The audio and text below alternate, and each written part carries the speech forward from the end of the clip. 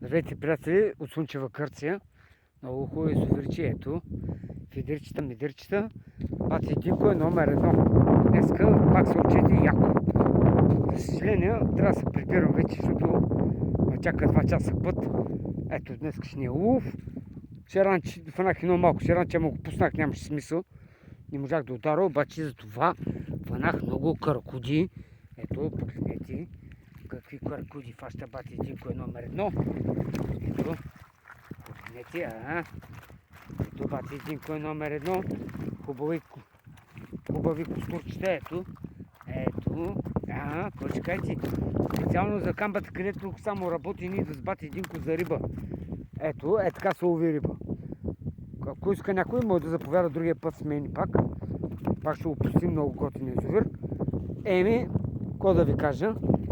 Ето, така. Реното е номер едно. Всичко е 6. И така, Бати Динко е пак са отчети. Това е. Който го може, го може. Който иска, другия път да заповяда с мен. Това е за сега от мен. Малко тръгвам, защото ме чака бая път.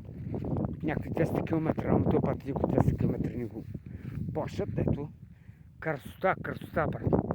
Красота тук. Ето така, направо страхотно. И така. Това е за днеска от мене. После ще снимам на някакво гръцко село тъпо. И това е. Живи и здрави. Чао до скиф до после. Чао.